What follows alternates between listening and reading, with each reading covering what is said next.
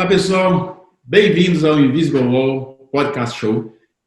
E hoje eu tenho um prazer imenso, de falar com um grande amigo, mas, acima de tudo, um grande ídolo. Meu grande ídolo, Roberto Carlos, que eu tive um prazer imenso de compartilhar com ele um momento importante da nossa vida. Obrigado, Roberto, por estar aqui. Obrigado a você, Giba. Puta, prazerzaço, mano. Muito bom estar com você. Que bom, cara. Como estão as coisas? Tudo bem? Família boa? Graças a Deus, tudo bem. Voltando pouco a pouco, depois da pandemia que nós tivemos aqui, o negócio foi muito grave. O Campeonato Espanhol voltou, o time está super bem. Real Madrid está numa fase boa, líder da Liga Espanhola.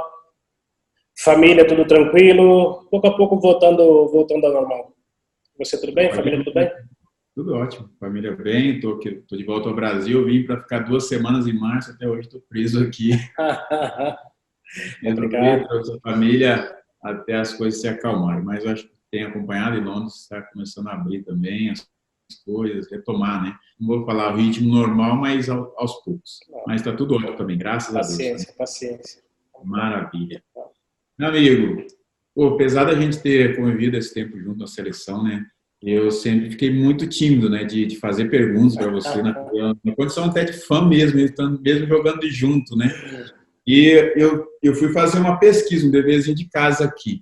E quando eu fiz uma pesquisa aqui, rapaz, é coisa demais, é coisa muito legal, né? Você tem uma história né, para todos nós e, com certeza, né? Eu sempre admirei bastante você antes de poder estar junto. E depois, estando junto, mais ainda, né? E aí, olha, aqui a gente olha o currículo, que tem título até perder a conta, não vou nem mencionar que não vão gastar muita coisa. Mas conta um pouquinho, Roberto, eu queria voltar um pouquinho, né? Como é que era o Roberto Carlos menino, cara? Lá de Garça, né? Como é que era o Roberto, né? O Roberto Carlos menino ali, aquela... Eu acho que a nossa infância, eu acho que foi bem parecida. Família humilde, meu pai trabalhava, minha mãe também, eu e minhas irmãs, a gente estudava até 1h da tarde, depois eu comecei a trabalhar com meu pai na roça, né? Porque meu pai era aquele cara que pegava o tratorzinho e colocava adubo nos pés de café lá em Garça, lá na fazenda. Eu trabalhava com meu pai das 2h da tarde até as 6h, chegava em casa, jantava com minha mãe, meu pai, minha irmã, e descansava depois para ir para o colégio às 7h da manhã. A gente acordava às 5h. Mas aquela infância, eu não vou falar que foi sofrida, porque, poxa, fica até chato, a gente vai sempre naquela mesma história, né? Vim de família pobre, aquele sofrimento danado, e não é bem assim. Eu acho que nós, cada um nasce no berço merecido, cada um tem o sucesso que merece, cada um tem a vida pela frente que merece. Então eu uso mais a minha infância como aprendizado, né? Sim. Eu acho que isso foi um dos motivos que fez com que nós tivéssemos uma carreira bonita no futebol. Exatamente. Quando eu falo com as pessoas sobre a minha infância também, né? Principalmente com a minha família, meus filhos, às vezes minha esposa fica emocionada, né? Porque, assim como você, eu tive que também trabalhar, né? Desde menino, né? A gente nasce numa família, a gente não usa isso como vitimismo, né? Eu nasci em família pobre, pelo contrário, a gente, com as condições que a gente tinha, que conheceu, a gente era feliz da maneira como a gente era, porque tínhamos uma família estruturada, que nos dava todo suporte, diante das dificuldades, todo mundo dava a mão e caminhava juntos, né, cara? A nossa criação, os nossos pais, eles deram pra gente a educação necessária para que nós pudéssemos ser respeitados pelas outras pessoas. Eu acho que eu procuro passar a mesma criação que eu tive com meus pais, eu procuro passar para minhas filhas, que moram aqui comigo hoje. Enfim, eu acho que, na verdade, a infância que nós tivemos foi a suficiente para que nós pudéssemos aprender o mais rápido possível, acelerássemos um pouco o nosso crescimento. Eu saí de casa com 13 anos. Você saiu com quantos anos? Eu saí a primeira vez com 16 anos, né? Fiquei 5 meses na América e retornei já com 19 anos, né? Mas nesse intervalo, até mesmo antes, né?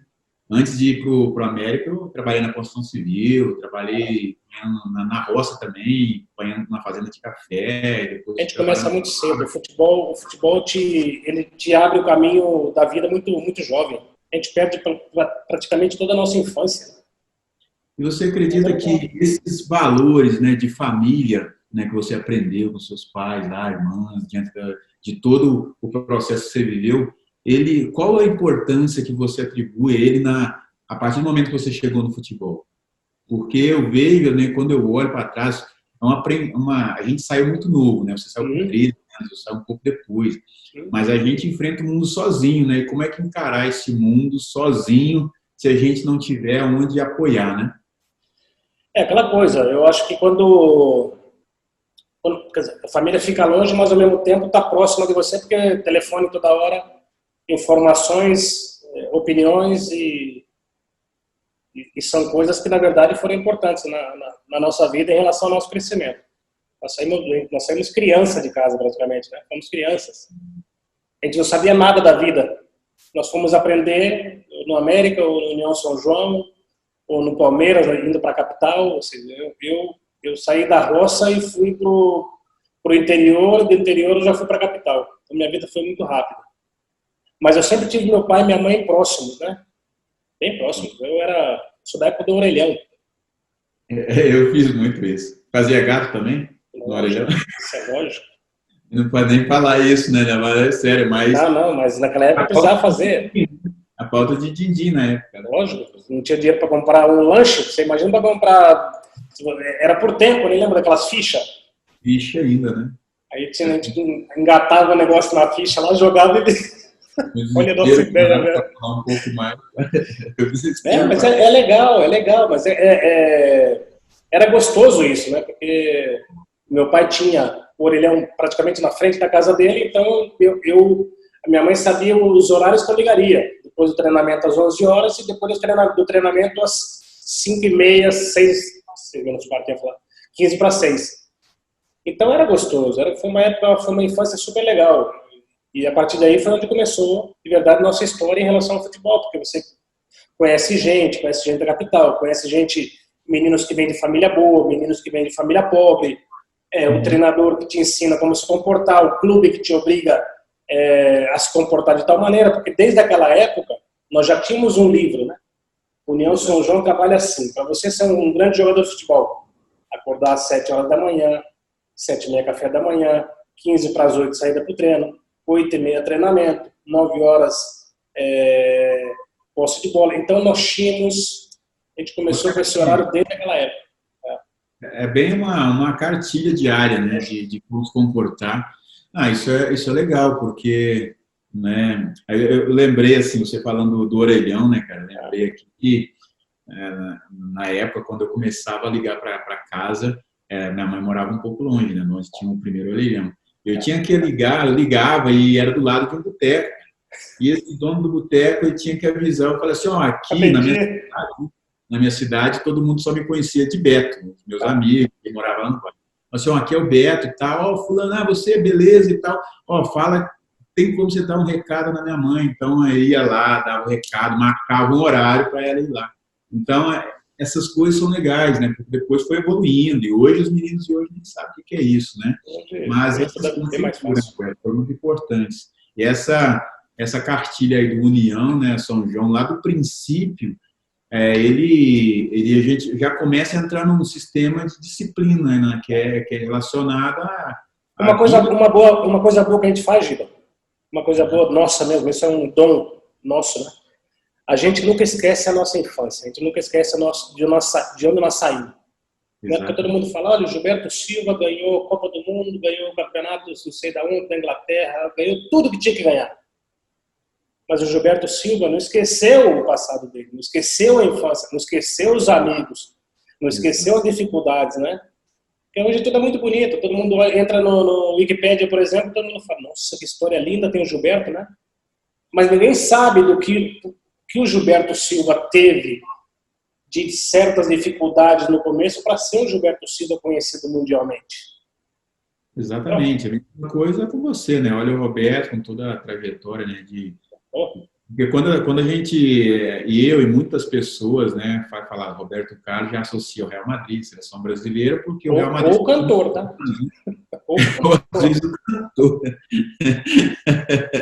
Ou até um gol fantástico, depois que vai falar, de perguntar. Tem uma curiosidade aqui de um torcedor que mandou aqui sobre aquele gol maravilhoso contra a França. Mas, então, a gente vai saindo e vai aprendendo, né? Cada passo que a gente vai dando, mas sem esquecer das raízes. Eu falo o seguinte, quando as pessoas me perguntam, né, Alberto, em relação à infância, amigos, família e tudo, eu falo que o meu espelho está aqui o tempo todo, né? A gente olhando para trás o tempo todo. A gente anda para frente, mas olhando para trás o tempo todo no retrovisor, que nos dá sustento para enfrentar as dificuldades diárias, porque nós passamos várias delas, né, durante a carreira, e mesmo hoje, né, a gente enfrenta desafios diferentes, mas ainda temos, né? Deixa eu te falar, foi gostoso, não foi? Nossa, muito legal. Muito bom. E aí, olhar para trás é prazeroso, né? Não é sofrido, né? Quando a gente olha para a infância, não é sofrido. Você conta assim, eu nasci numa família pobre e tal, mas, poxa, se você pensar bem, velho, baita de uma escola, né? Sim, baita de uma escola. E tinha lá, quem que era? Você tinha um amigo que você gostou? Você era aí, assim, esse é meu amigo parceiro que a gente... Eu era amigo de todo mundo. Eu sempre fui esse palhaço de sempre, Giba. Eu sempre fui esse cara, velho. Eu não vou te falar. É claro que hoje as pessoas me perguntam qual que é o teu melhor amigo. Eu faço uma análise assim e falo, poxa, claro que o Ronaldo não foi meu amigo, o Ronaldo foi meu irmão. Sim. Porque eu convivi com o Ronaldo desde 93, né? Muito tempo, né? A gente dormia no mesmo quarto, a gente compartilhou muitas coisas, mas logo dentro do que eu vivi, poxa, você, Marcão, David Beckham, Raul, Figo. O Figo vem em casa até hoje. Legal. Fernando Hierro. Eu fiz amizade no futebol, fiz muitas amizades, mas o cara mais presente na minha vida hoje é lógico é o Ronaldo, porque o Ronaldo vive aqui em Madrid. O Ronaldo, se pegar o telefone e falar, Lindo, vem pra cá em casa, vamos tomar uma água aqui em casa, uma cervejinha, ele vem. Então, é o cara mais próximo que eu tenho, mas eu fiz muitos amigos no futebol, eu não fiz inimigos, né? Uhum. E a mesma coisa você não tem inimigos no futebol, todo mundo te ama pra caramba, isso vale a pena, entendeu? Exatamente. Acho que de tudo que a gente aprendeu lá atrás, né, de infância, vindo de família, né, eu lembro muito bem, meu pai sempre falava comigo o seguinte, meu filho, quando você vai sai onde você for, deixa a porta aberta, né? Claro. Você não vai precisar voltar. E essa coisa de fazer amizade, né? Vários amigos que a gente foi conhecendo, fazendo ao longo do tempo, né? Uns se aproximam mais, outros a gente fica talvez um pouco distante, que é normal, mas daqui a pouco se reencontra e a satisfação é a mesma, né? E tenho certeza também assim, quando você encontra amigos de infância, lá de Garça, ou talvez da época do União São João, você sai, você começou no União, né? Foi. E daí, a pouco, eu vi que você teve uma passagem muito rápida aqui no Atlético. Pelo Atlético. Mas o Atlético, o negócio do Atlético foi mais para a União queria me vender. Uhum. 94, acho que foi. Uhum. Já, naquela época apareceu uma oportunidade de vir para o Real Madrid. Então, para o pessoal do Real Madrid me ver mais de perto, me acompanhar um pouco mais de perto, sim. O Zé Mário Pavão tinha contato com o presidente na época do Atlético Mineiro. E o Atlético veio fazer uma excursão por aqui. Não sei se foi em Lérida, em Logronho, foi por aqui. E aí o União São João me emprestou durante 2 semanas para o Atlético Mineiro. Quando nós fizemos a mini pré-temporada, uhum. E logo fizemos um torneio de 5 jogos. Mas aí o treinador na época, eu não vou me lembrar o nome dele agora, ele falou que eu era muito pequenininho para aquela época do Real Madrid, que o futebol era de jogadores mais altos e tal. Deixa eu lembrar o nome dele, vou te falar depois. Mas naquela época ele falou que eu era bem baixinho e que o Real Madrid precisava de um lateral um pouco mais alto. Eu agradeço muito ao Atlético, porque naquela época, até o próprio Logroñés, que nós jogamos contra, eles queriam me contratar. Só que entre o Real Madrid e o Logroñés, a diferença era de aproximadamente $1 milhão na época. Então, a União São João me pegou de volta. Eu fui convocado para a seleção brasileira. Logo em seguida, fui para o Palmeiras. Mas eu tive aí vamos colocar um mês no Atlético Mineiro. Eu me distanciei do Nelson João para ver se eu poderia ser vendido para o Real Madrid. Mas foi super legal, foi uma experiência super boa naquela época, porque eu não vou lembrar também o nome do treinador. Eu lembro que era um coronel, o capitão da polícia, que era o treinador da época. Muita gente boa, se comportou super bem comigo. Eu vou lembrar. Fala um pouco dessa passagem sua aqui em Minas, aqui em Belo Horizonte, pessoal. Muito legal, foi muito legal. O do caso não gostou do pão de queijo mineiro, não foi por isso não, Mas eu falei para o pessoal, pode deixar que eu vou perguntar isso para ele, né? A gente nunca teve oportunidade antes, mas eu vou perguntar. E depois teve vocês tiveram um time também, você falou depois do Palmeiras, né, cara? Eles tinham um time lá fantástico, né? Eu acho que foi uma das melhores épocas da minha vida, foi ter jogado naquele Palmeiras de 93 a 95. Era difícil, porque eu era muito novo na época e nós tínhamos o Antônio Carlos, o Kleber, o Zinho, o Mazinho, o Rincon, o Edilson, o Edmundo, blá blá, assim foi. César Sampaio. Eu era muito novinho, então o que eu queria fazer? Eu queria jogar bola e estar do lado desses caras. As pessoas às vezes me perguntam muito sobre isso. Eu não lembro muito daquela época, porque foi uma época que eu era o menino que queria aprender com esses caras. Sim. Né? E se você olha hoje a minha história dentro do futebol, a minha história começou no União, passou pelo Palmeiras, né? E logo vim para cá, para a Europa. Mas tudo que eu aprendi no futebol em relação a costumes, como se comportar, como ser líder, tudo que representa para um jogador de futebol, eu aprendi com o César, com o Antônio, com o Fred, com o Edilson, com o Mazinho, com o Zinho, todos os caras que foram meus professores. E na época da seleção, claro que o Branco, o Júnior, o Romário, Luiz Carlos Vinck, Carlos, Moser, Ricardo Gomes. Eu sou dessa época um pouco mais antiga, eu cheguei na seleção em 91. Para quem é romântico do futebol, vai ouvindo esses nomes aí, passa um filme na cabeça, porque... Eu sou da época do Miller, sou da época do Miller, do Careca. Sim, e eu ainda menino, né? Ainda jovem, acompanhando esses times seus, mas essa geração também... Tá me chamando de velho? Não. Eu comecei novo. É porque você começou muito novo, né? Muito novo. Você começou muito novo, eu ainda demorei um pouco mais. Fiquei um pouco mais na Lagoa da Prata e comendo pão de queijo mais sossegado aqui. Mas essa geração, cara, poxa, é uma geração que inspirou muita gente, né? Você fala de todos esses jogadores, né? Pela liderança que eles tiveram dentro da equipe, mas acima de tudo, o que eles fizeram para o futebol brasileiro, né? Grandes personalidades, de um caráter gigantesco, né, de todos esses jogadores aí. Muito legal. Um dos momentos mais legais da minha vida, Giba, foi em 91, acho. Teve um jogo Milan, seleção brasileira. Não sei se era 50 anos do Pelé. Acho que foi 50 anos do Pelé. E eu joguei com o Pelé.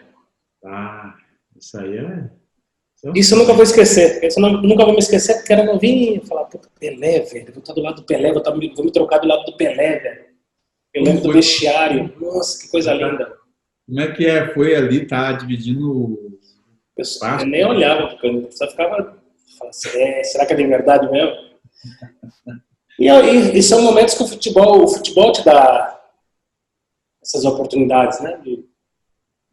Dos teus ídolos que você vê pela televisão, tá ali do teu lado, né? Poxa, Branco, Júnior, nossa, jogar Careca, Bebeto, Romário, digo daquela época. Depois vem a nossa época, né? Aí, você estando ali com eles achava que era mentira, porque aí quando eu cheguei na seleção a primeira vez, eu olhava, igual você, eu ficava parado, não conseguia olhar para o lado, né? Eu tendo de vergonha, de medo de alguém me perguntar, me falar comigo, né? E eu tudo aqui, mas você já é tímido, você sempre foi tímido de natureza? Sim, sempre fui tímido de natureza, então já aumentava. Pô, imagina eu estar ali, eu chego na seleção, encontro você, Cafu, Ronaldo, cara. Ivaldo. Aí você foi conhecendo e falou, esses caras são loucos. Esses caras são malucos. Mas você se adaptou muito rápido. Tá legal. Não é real. E, Roberto, fala aqui, cara. Igual a gente falou agora há pouco, né? Muita gente olha, né? Igual muitas pessoas falam, todo mundo vê as pingas que eu bebo, não vê os tomos que eu levo, né? Você, assim, quando você olha, quais são as maiores dificuldades, né, para você chegar no futebol e durante a carreira, né, como a brilhante carreira que você teve, você, assim, poxa, vamos falar assim, antes de você chegar, quais foram as maiores dificuldades que você enfrentou durante esse período todo, né? No começo, você fala? Pode ser, pode falar do início, né? Lá no início, no São João, até chegar no São João, quais são essas maiores dificuldades que você, assim, achou foram complexos para você, complicados? Não, o meu maior problema dentro do futebol foi meu tamanho, minha estatura. Um problema isso dificultou muito, claro. Mas os treinadores me olhavam e falavam, esse anão aí não vai jogar nada.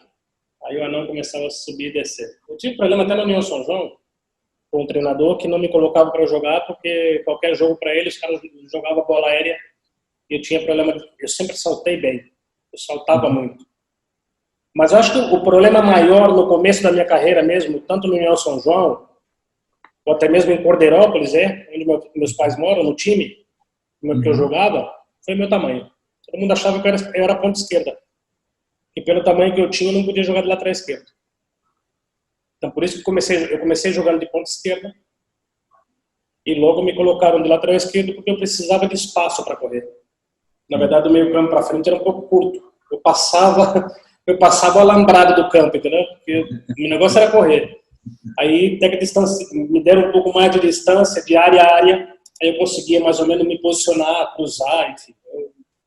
O maior problema que eu tive mesmo foi o negócio de estatura. Você acha que nessa percepção desses treinadores, né, que via a sua estatura como um problema, ele se tornou para você um desafio de mostrar que o seu problema, você não tinha um problema por causa da estatura, né? A questão sua é jogar futebol, olhar o Roberto como jogador de futebol, não o Roberto Carlos. Mas eu sinceramente digo, eu não tenho nada para comentar em relação aos treinadores, se eles acertaram, se erraram. Sim. Eu só acho que eu perdi muito tempo, eu perdi um certo tempo por coisas de besteira. Sim. Por besteira. Um treinador fala, o Giba, pelo tamanho dele, ao invés de ele jogar de centrocampista, eu vou colocar ele de atacante. Porque o Giba é muito alto e o Giba não vai conseguir fazer as coberturas para laterais, porque a passada, tem cara que te analisa de cima e embaixo. É um negócio absurdo. Esses treinadores da nossa época, o que eles faziam? Tinha o negócio do teste, né? Sim. O teste te quebrava. Eu tinha muitos amigos que eram 1000 vezes melhores que eu. E pararam no caminho. Por quê? Porque o treinador, olha, volante, canhoto, eu jogo com só volante, se eu tiver que jogar com você, eu vou ter que colocar 4-2-3-1. Era uma confusão. Aí então, acho que às vezes... Da aceitação, né? Aceitar aquilo que a gente recebe de informação. E às vezes, quando a gente é mais novo, né, a gente fica com receio de contrapor o que o treinador fala, até por respeito, né? Eu não sei. Eu acho que hoje em dia, às vezes a gente perde muitos bons jogadores porque o treinador ele coloca muitos problemas em relação a isso. Eu continuo vendo hoje, nos clubes que eu acompanho um pouco mais de perto, e mais ainda a base do Real Madrid, sim. O sistema tático, eu olho muito isso, eu vejo que o treinador conversa muito com o jogador, olha, eu acho que é melhor, ao invés de você jogar de zagueiro, eu vou te colocar de volante, mas, professor, mas eu jogo de zagueiro. Eu de volante, não sei se eu vou conseguir me adaptar. Tenta. Ele vai colocar outro no teu lugar e você perde a tua vaga, tanto de central como de centrocampista. Então, acho que hoje os treinadores analisam um pouco menos, mas continuam ainda com essa dificuldade de achar. Se você é bom, você vai jogar onde você sabe, pronto, acabou. Não é porque eu tenho outro volante que eu vou colocar o Giba de atacante. Isso não significa nada. Você perde, às vezes, o tempo. Fortalecer o lado bom, né? De cada... Claro. E aí, assim, se você fortalece o lado bom, em consequência disso, o lado que você tem uma pequena deficiência, vai melhorando. Isso é normal. E, Roberto, e conta para nós, cara, como é que foi, né, toda a sua carreira no Real Madrid, cara? Porque é o clube aqui que eu olhei, né, que você jogou mais tempo, né? Foram quantos anos? Eu joguei 11 anos e total de Espanha já são 22 anos. Uma vida. 22 anos.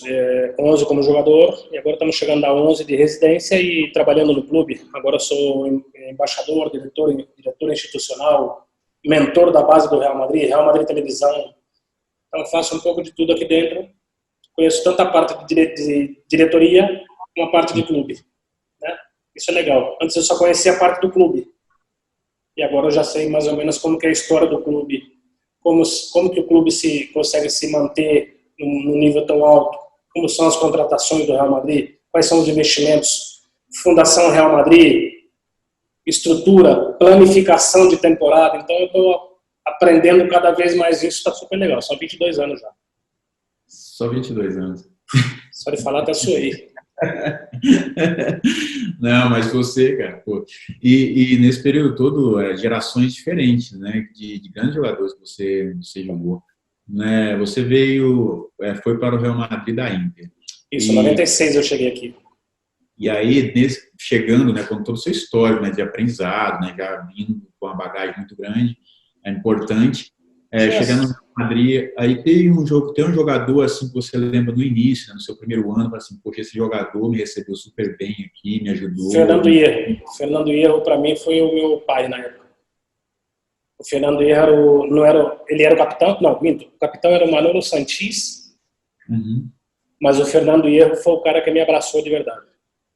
O Fernando é um cara que eu tenho o maior carinho por ele, porque ficou novinho, o Roberto chegando aqui, e eu via o Real Madrid jogando com Fernando Redondo, Paco Bullo, Chendo, Manolo Santis, Fred Rincón na época, o Fred saiu, eu cheguei, Luiz Milla, e eu cheguei aqui com o Fernando Hierro, Manolo Santis, Fernando Redondo, Clarence Seedorf, Christian Carembé, Davor Suker, Pedro Mijatovic, Christian Panucci, o secretário, que é um português, enfim, sinceramente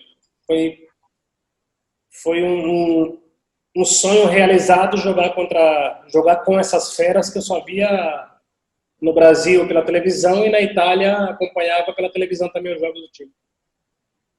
Que legal, satisfação muito grande, né? É a oportunidade de jogar com esses grandes jogadores, porque, né, você é um deles, né? Mas jogando com todos esses, acho que o aprendizado é muito grande, né? Você aprende não só futebol, né, Roberto? A cultura também, as coisas diferentes. A gente que joga nos clubes grandes da Europa, Giba, o time não pode estar descompensado, velho. Você não pode ter os caras em alto nível e você indo pouco a pouco. Né? Então, a cultura do Real Madrid na pré-temporada, por mais que você venha sem muita experiência, é você chegar no começo da temporada no mesmo nível. Entendeu? Sim. O Real Madrid tem isso. O Real Madrid te prepara para você ser ídolo. Aí depende de você. Sim, sim. Não é fácil, velho. Não é fácil. Jogar no Real Madrid não é fácil. Não, você falava isso diversas vezes, né? Que não era fácil, né? Isso na época da seleção brasileira, outros jogadores que estiveram lá também, o Kaká, eu tive com o Júlio Batista depois no Arsenal, me falava da dificuldade que é, justamente por isso, né? O Real Madrid, o conceito do Real Madrid preparar o jogador para ser o ídolo. E poxa, você, né? Depois que você encerrou o seu ciclo como jogador, né? Aí chega o Marcelo, agora tem aí o Vinícius Júnior, o Rodrigo. Você tem o Renier. Quem? O Renier, que era do Flamengo. E você teve a oportunidade nesse período de conversar com eles, de contar a sua experiência para eles dentro do Real Madrid? Aqui eu sou o seguinte, eu sou a imagem do clube, né? Sim. Por eu ser a imagem do clube, o que o Real Madrid faz? Ele contrata o Gilberto Silva. Então, Giba, você chegou hoje, você se apresentou, vestiu a camisa do Real Madrid, você vai aparecer no estádio para 60 mil pessoas, você vai jantar com o teu familiar, presidente, diretor do clube. aí amanhã eu apareço. Entendeu? Aí eu te conto exatamente como foi a vida do Roberto Carlos no Real Madrid, onde tudo começou, as responsabilidades que eu tinha, como é o Real Madrid por dentro, como nós vamos te cuidar na parte externa, o que você tem que falar, como você tem que se comportar dentro e fora de campo. Não é só você não vai entrar no campo só jogar bola. Então a gente te prepara. Sim. A gente te prepara e te bloqueia externamente para que você só pense em jogar futebol, porque na parte de fora nós vamos cuidar inteiramente da tua vida sem te causar nenhum tipo de problema. Nós não vamos te incomodar em nenhum momento, a não ser caso necessário, que a gente vai ter que sair para jantar, né? A gente vai almoçar e te explicar, Giba, você precisa de alguma coisa? O que está te faltando? Uma casa, um carro, investimento? Então, o Real Madrid, ele usa o Roberto Carlos não só para jogador brasileiro, mas para todos os jogadores que vêm de fora, para que a gente consiga trazer toda uma estrutura para você apenas pensar em jogar futebol. Legal, minha vida aqui está super tranquila. Pô, legal. Eu estou trabalhando mais agora que antes.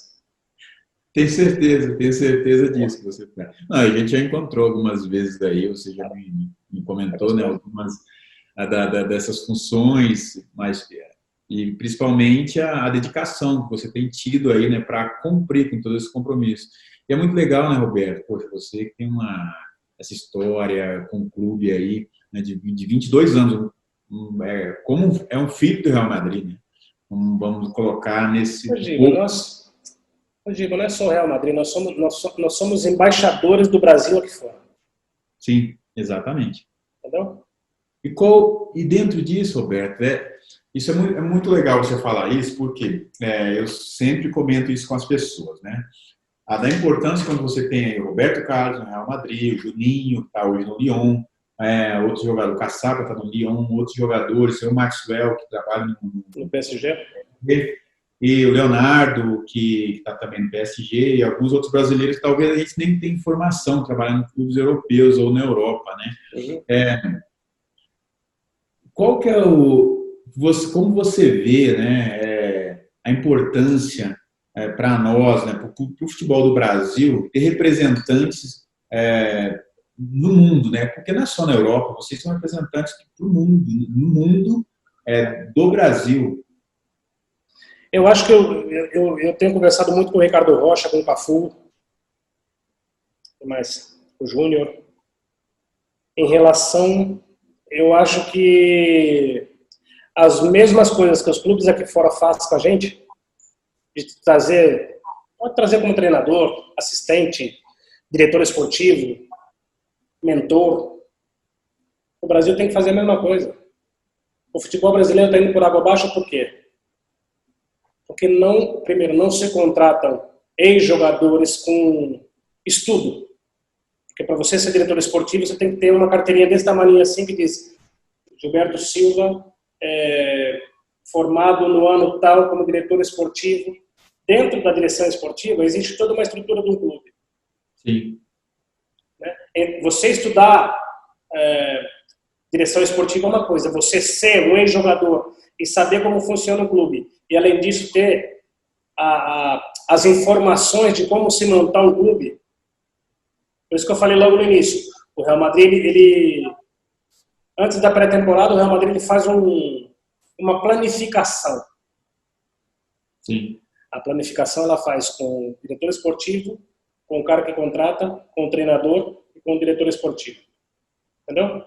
Sim. Ela coloca qual que é a descrição do seu trabalho, que você tem que fazer, a sua responsabilidade. Aí você ganha o título. Aí você ganha títulos, você não gasta muito dinheiro, você faz grandes negócios em relação a sponsor, torcedor. Então, o clube não é só você contratar jogador.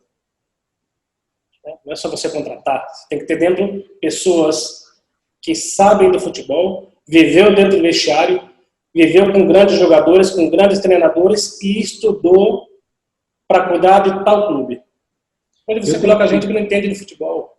Eu tenho visto também uma resistência muito grande em vários clubes. Já até ouvi isso de várias pessoas, né, que não tem se contratado, né, ex-jogadores de futebol, se não fizer um curso de treinador. Agora, para mim, a grande pergunta, a questão nessa parte, sabe, Roberto? Acho que é importante, sim, a gente se preparar, como a gente se preparou, né, enquanto jogava, a gente vai se preparar para uma nova função, e é o que você vem fazendo esses anos depois que você parou de jogar futebol, né? Então, você está hoje vários anos, né, em função diferente do que você fez e se preparando a cada ano, mas vivendo também na prática, não só aquela coisa teórica, né? E uma do que eu ouvi muito, né, de várias pessoas no futebol, que os clubes brasileiros, poxa, não estão contratando mais jogador de futebol se não tiver um diploma, um curso de treinador, um curso de gestor de futebol. E aí a minha pergunta é o seguinte, né? Há 20 anos jogando futebol, serviu para quê? O futebol foi minha vida, né? Serviu para muita coisa, não só pela parte financeira. A parte financeira, ela vem de acordo com a tua qualidade. Você né, pelo que a gente faz. Mas aí, como assim, a avaliação, no meu ponto de vista, né, ela é muito diversa quando a gente vai fazer uma comparação com o clube europeu, por exemplo. Os clubes, né, muitos deles, trazem os ídolos deles para que a história permaneça viva, né? Ela seja passada, né? Você passando para outros jovens, né? Você não joga mais, mas continua passando a história e assim por diante. E aqui parece que a gente tem uma interrupção dessa história. Está sempre começando, né? Ou recomeçando, sei lá qual que é o melhor. Eu acho que tem muita gente no futebol brasileiro que não entende de futebol. Não fala então de crítica. Não é crítica. Sim. Mas essas pessoas que nunca entraram num campo de jogo, ou que apenas se formaram em diretor esportivo, se formaram para ser treinador, ou se formaram empresários que são bem financeiramente, que são presidentes de clubes, esses caras que controlam cada clube no Brasil tem que ter pelo menos um ex-jogador dentro ou da comissão técnica ou dentro da diretoria. Senão vai tudo por água abaixo. É importante fazer um trabalho em conjunto. Acho que não existe, talvez... Você pode ser embaixador. Ao invés de você ser vice-presidente ou diretor esportivo, você pode ser embaixador com direitos a dar opiniões em relação à planificação do clube durante a temporada inteira, de janeiro a dezembro. Exatamente. Eu acredito que tem muita coisa que possa ser melhorada assim. Alguém tem que dar um grito, Giba. O que eu acredito que, né, talvez a nossa geração, ou geração antes da nossa, tem muita gente que está doida aí para tá, assim, querendo fazer parte do processo de talvez de reconstrução, de melhora, de posicionamento do futebol brasileiro no mundo. Quantos ex-jogadores são ídolos no Flamengo, no Palmeiras, no Corinthians e querem estar ali, velho? Sabe? Esses caras foram ídolos. Os presidentes atuais estão esquecendo desses caras que foram ídolos no passado. Esquecendo. Olha o que o Real Madrid está fazendo. O Real Madrid me trouxe o Arbeloa, trouxe o Raul, trouxe o Zidane, trouxe o Solari. O Real Madrid traz os ídolos de volta, para pelo menos estar perto dos jogadores, perto da torcida. No momento de crise, quem vai aparecer para falar? Os embaixadores. O time está mal por quê? O time está mal por isso, e você vai explicar de uma maneira sem prejudicar o clube. O presidente não pode ficar falando toda hora, o presidente é único. Então usa o Gilberto Silva, usa o Cafu, usa o Bebeto, usa o Mauro Silva para ser esse escudo entre a imprensa e torcida. Eu não tenho dúvida, Roberto, a partir do momento que os clubes brasileiros começarem a trabalhar, né, um pouco mais nessa linha, né? Tá. Aproveitar melhor... A gente apenas dá uma ideia. A solução depende deles. Eu acredito que possa ter uma linha de contribuição muito importante no futebol brasileiro. Né? Agora, falando de futebol brasileiro, né, e vou falar de seleção. Né? Sem falar de seleção com você, não dá, né? Cara, igual eu falei, poxa, eu cheguei na seleção em 2001, foi a minha primeira convocação. Nos 2 últimos jogos das eliminatórias, né, depois a gente classificou. Eu vou te fazer uma pergunta que até hoje eu não consegui responder, cara. Como é que é ser campeão do mundo? Então, rapaz, isso daí é só coisa nossa mesmo, né? Que coisa é essa, hein, cara? Que maravilha. Mas, Nós poderíamos ser campeões do mundo 3, 4 vezes. Eu me contento só com uma. Porque, poxa, eu tenho várias Champions, você tem também vários títulos. Mas se eu pudesse ganhar uma Champions, um Mundial de Clubes, uma Copa do Mundo, uma Copa América, uma Copa das Confederações, eu já estaria feliz da vida. O problema é que nós brasileiros a gente sempre quer muito, né?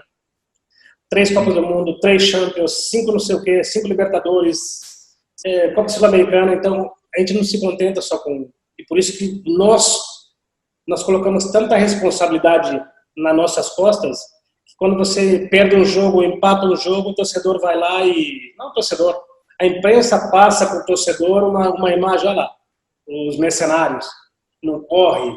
E não é bem assim, né? Você sabe muito bem que nós jogávamos pela seleção por amor. Né? Tá na seleção pra gente, primeiro, quando você ir pra seleção, tem que estar bem no teu time. exatamente. Você não tá lá porque você é bonito. Né? Não, se fosse por beleza, nós estávamos ferrados. A gente tava perdido. Ia por jogar bem no teu clube, por ser uma referência, ser respeitado no mundo, ser respeitado no mundo inteiro. E é lógico, você tá ali no túnel de vestiário, você tá do lado dos melhores jogadores do mundo, os caras te olham, o Gilberto Silva do Arsenal, o Cafu do Milan, o Kaká não sei da onde, o Rivaldo não sei da onde, o Roberto Carlos. Então era gostoso. A gente só ia para a seleção porque a gente estava bem. E você sabe as dificuldades que nós passamos em relação à seleção brasileira. Eu comecei na seleção em 91. E de 91 até 2006, eu sei o que eu passei na seleção brasileira. Né? Ganhando, perdendo, ganhando. Você é o segundo maior... Mas não é só por isso. Não é só por isso. Eu tive que aguentar muita coisa. Eu, Roberto, eu batia muito de frente com a imprensa. Por quê? Porque eu defendo o Giba, defendo o Kaká, defendo o Ronaldinho. Fala de mim, mas não fala deles. Isso fez com que a imprensa pegou um pouco de birra de mim e falou, deu uma bicicleta errada, baixou para amarrar um negócio de meião, foi expulso. Então a imprensa pegou uma birra em relação à minha pessoa sem necessidade. E hoje todo mundo me liga e fala, puta, desculpa, velho, eu errei com você. Fala, tá ótimo. Eu não guardo mágoa de ninguém. Nós apenas procuramos fazer o nosso melhor. Né? Sim. É que do outro lado também tem cara bom, hein? Do outro lado não teve um jogo fácil na nossa vida. Se fosse fácil, não teria chegado em lugar nenhum. Né? Não, lugar nenhum. A gente ganharia tudo. E você acha, assim, você comentou essa questão por parte da imprensa, você acha que nós, jogadores brasileiros, né, que tem todos os jogadores, né, não vou dizer nem que só jogou na seleção brasileira, mas que jogaram no futebol europeu, fizeram história, ou até mesmo os clubes brasileiros, às vezes é pouco valorizado pela imprensa, pelas pessoas aqui do Brasil, até porque você colocou aí, a gente está sempre querendo mais, né, Roberto? Acho que é cultura, né? Então, assim, eu cresci no futebol, por exemplo, falava o seguinte, vice e último lugar é a mesma coisa, não pode ser a mesma coisa, não pode ter o mesmo peso. Né? Então, eu cresci no futebol ouvindo isso, e depois comecei a questionar, né? Então, você joga uma final pensando em ser campeão, né? Se a gente for vice, o vice no meu país não serve. O vice no meu país não serve. Você falou uma coisa em relação à imprensa. Eu em relação à imprensa, Giba, eu não tenho muito para falar sobre eles. Né? Você sabe que eu sou amigo de todos os jornalistas. E por mais que depois fazer um jogo ruim, eu entendi a crítica. Entendi. Sim. Por mais que eu pensasse, o que esse cara tá falando? Esse cara, o que ele tá falando, velho? E ria em relação a isso. Mas tinha um negócio legal, né? Quando a gente depois estava em off, dá risada, né? Dá risada. Mas é normal, porque eu não me formei em jornalismo esportivo. Eu joguei futebol, você jogou futebol. E quando a gente sentava para conversar e falava, lá quem tá falando da gente. Então a gente falava com respeito, rindo, mas falava, poxa, esses caras nunca vão passar pelo que nós passamos. Exato. E nós nunca passaremos o que eles passaram, né? De viajar com a seleção brasileira para falar da gente, para sentar com a gente, para falar de sistema tático. Quando você fala do sistema tático, em certos momentos do jogo, você tem que mudar o sistema de 4-2-3-1 para o 4-1-4-1, porque o contrário está posicionado no 4-3-3. E o cara se assustado, vai falar, pô, eu me formei, mas eu não entendia nada disso. Então, esse ambiente na nossa época era bom. Na verdade, a gente passou muitas informações para eles, que na verdade eles usavam isso para jogar em contra da gente. Eu lembro que a gente era campeão do mundo, a gente passava pelas cidades, São Paulo, Rio de Janeiro, Porto Alegre, Fortaleza, Recife, e o pessoal tava puto com a gente, velho. Não é possível, esses caras tão bravos com a gente aqui, mano. Nós acabamos de ganhar a Copa América, nós acabamos de ser campeão do mundo, os caras estão falando mercenário. E, Deus, olha o que você imagina o que esses caras passaram dessa seleção brasileira. Imagina quem não ganhou. Imagina então quem não ganhou. O que passou? Mas esses caras, infelizmente, os caras grandes que não ganharam, por mais que eles eram criticados, mas as pessoas não estavam nem aí para eles, porque quando você chega numa Copa do Mundo, você assume, ou numa Copa América, você é muito mais cobrado. Então a gente foi muito cobrado por ter ganho. Então se você ganhou, você tem que ganhar a segunda. Vira obrigação, né, Roberto? Obrigação. E é complicado. Eu vejo na Espanha aqui hoje, a Espanha ganhou um título mundial. E aqui os jogadores da seleção espanhola são reis. Exatamente. Nós temos 5 títulos do mundo. 5. Difícil será contar, né, e poder olhar com satisfação e com orgulho, né, porque você representar um país que é um esse negócio de cultura, aí o brasileiro não valoriza os jogadores, por isso que eu falei no negócio de embaixador, né? Sim. Nós somos a imagem do país aqui fora, não é só jogadores, tem que ser um exemplo. E essa imagem de embaixador as pessoas não entendem, velho. Sim, Roberto Carlos saiu de Garça, mano. Roberto Carlos saiu de Garça sem estudo, olha a história que o cara fez, vamos arrebentar com ele. Ele não merece isso. Vamos falar que ele errou no gol, que ele bateu o pênalti para fora. Vamos tentar destruir o Roberto. Nunca vamos conseguir destruir nossa história. Eu penso que todos nós fizemos, né? Acho que uma história muito bacana, muito legal, apesar de que a gente enfrenta essas críticas e tudo, mas as pessoas sempre lembram com muito carinho, né? Então, quando falo do Roberto Carlos, né, o carinho que as pessoas têm. Eu lembro que no Arsenal, cara, eu chegava no vestiário, né? Depois de cada jogo, o Ashley Cole vinha me perguntar assim, né? Eu tenho a camisa dele guardada até hoje. Oi? Eu tenho a camisa dele no meu museu até hoje. Pois é, me perguntava como é que você era e tal. E aí, cara, o pessoal, poxa, e contar isso pro pessoal, né? Era muito legal, né, cara? E a gente, né, ali, para nós, quando a gente fala, né, você falou assim, pô, a gente jogava por amor. Ali é tudo como família mesmo, né? Aquilo que ficou para nós, família Filipão, é muito mais do que as pessoas realmente, o que viram, foi passado, porque era um ambiente muito agradável, de amizade. É que a gente não passou muita informação, a gente não passava muitas informações para fora. Por isso que as pessoas não sabiam como que nós éramos dentro, né? E o nosso ambiente dentro de campo era, dentro e no hotel, no vestiário, era maravilhoso. É difícil de explicar para as pessoas isso. É o nosso momento. Nós fizemos por merecer isso. Nós convivemos juntos. Foi tudo maravilhoso. É difícil de explicar para as pessoas, mas foram os melhores momentos das nossas vidas. Foram os momentos de vestiário, ônibus, avião, trajeto aeroporto, hotel, trajeto hotel, estádio. É coisa nossa. É fantástico. Eu lembro que a gente, eu conto o pessoal e o pessoal, poxa, fica tentando imaginar, né, como que era, perguntando, pô, como é que era, a gente só tocando lá no ônibus e tal, mostrava, quando eu mostrava o Roberto dançando, o Ronaldo e tudo mais. Eu falei assim, cara, era o seguinte, a gente tinha que, parecia um ritual, né, todo jogo, né, os 7 jogos foram assim. Sim. E era, não só os 7 jogos, mas por quase 2 meses que a gente foi junto, foi super divertido.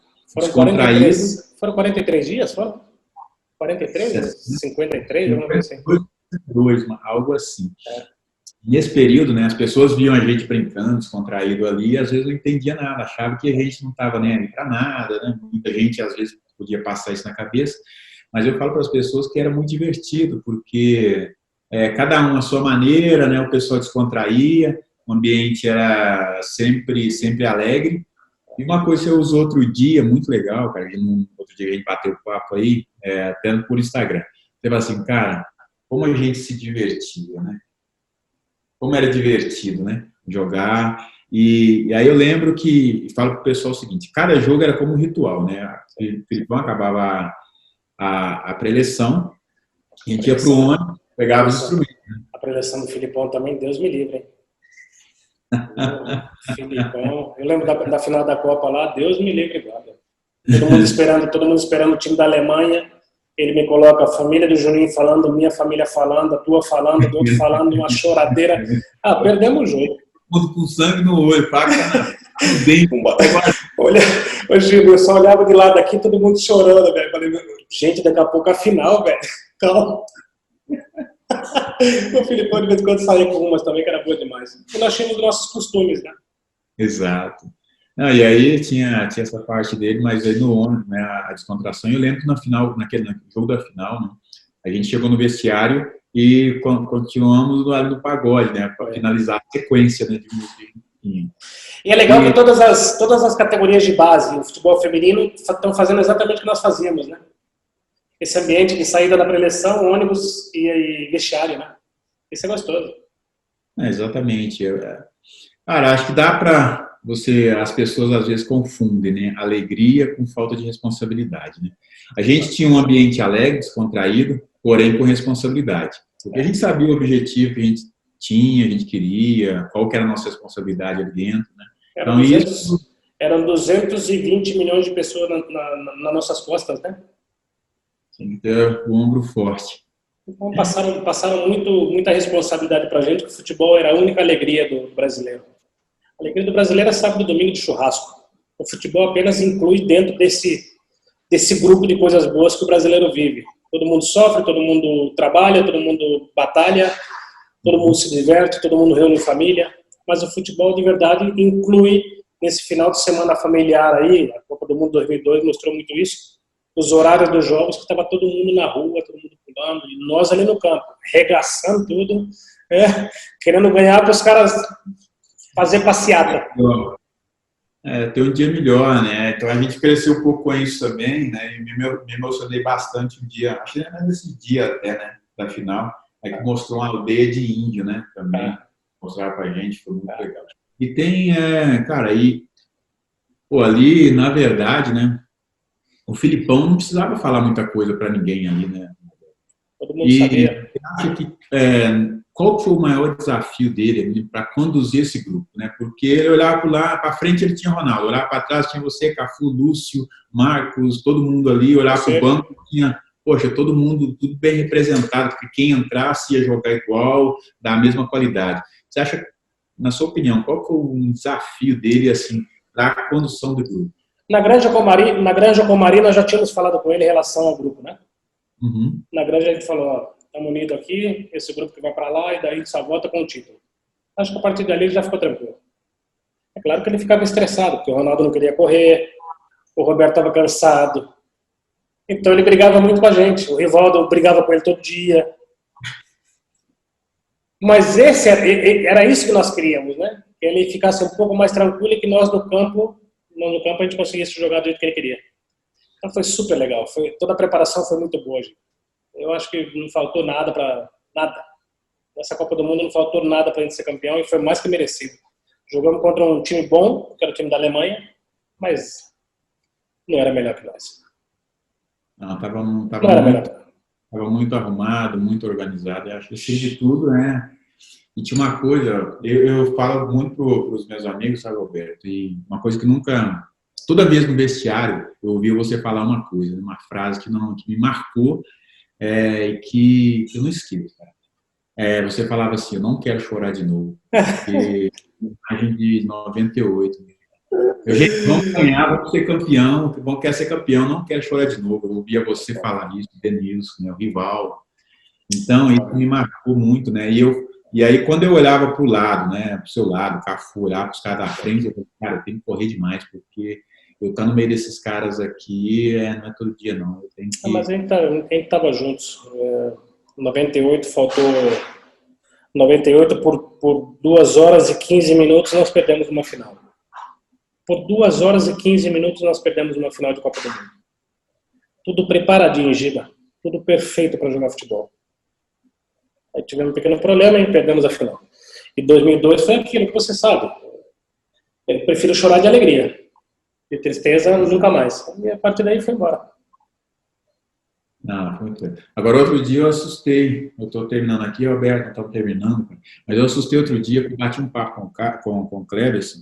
Ele me confidenciou uma coisa, cara, pô, que eu falei assim, caralho, se eu soubesse, eu não tinha ficado na barreira hora nenhuma. Eu falei assim, o Roberto falava que para acertar o chute, ele tinha que mirar a cabeça do último homem da barreira. Aí eu fui buscar, ver se eu achava alguma foto, né, cara? Mas ainda bem que eu não era o último. Eu estava ali no centro ali, eu acho, né? Era o Ronaldo. Tanto é que um dia eu com o Filipão mandou ele embora lá.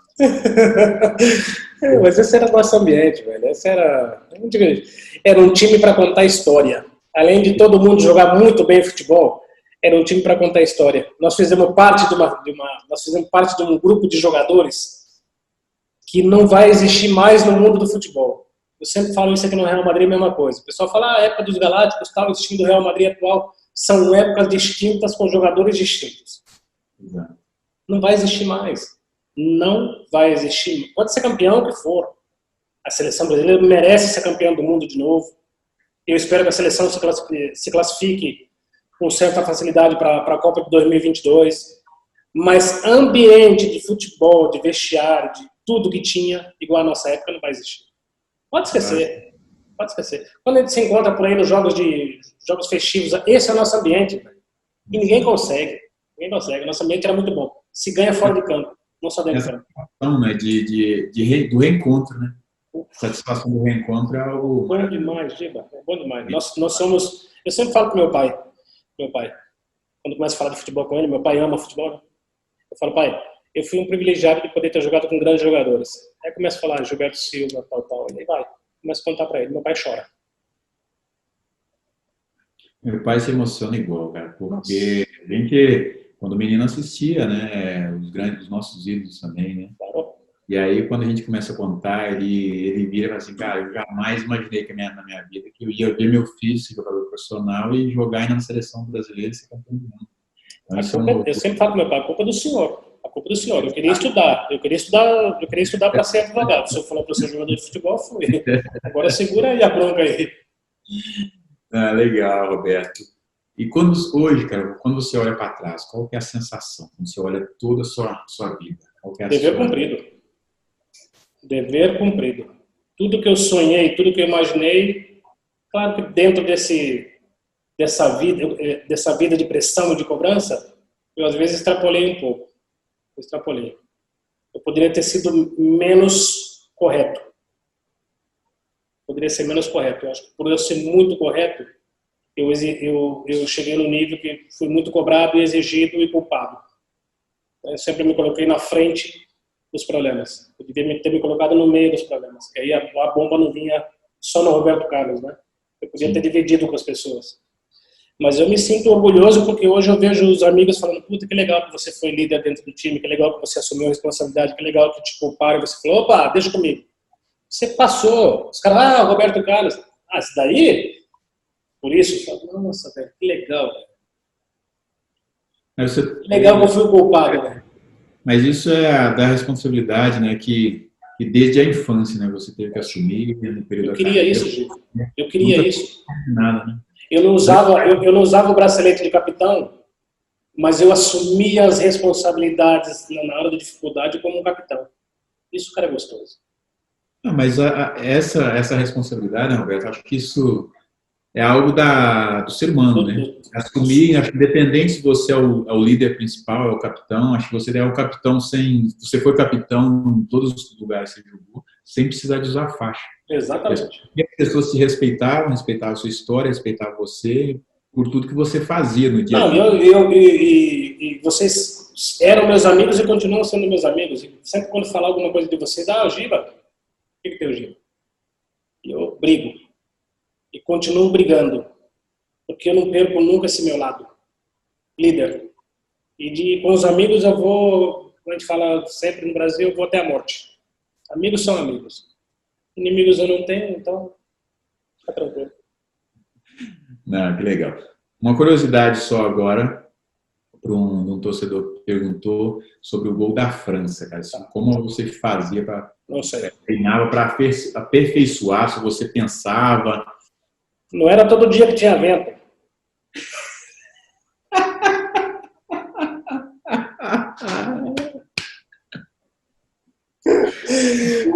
Quando não tinha vento, eu batia a parte interna e a parte frontal. Embora. É? Quando não tinha vento, a cabeça do último homem embora. Pego aqui, ó. Pegava por cima. Mas esse gol contra a França aí foi mais treinamento mesmo. Treinamento, um pouco de sorte, enfim. Foi o dia.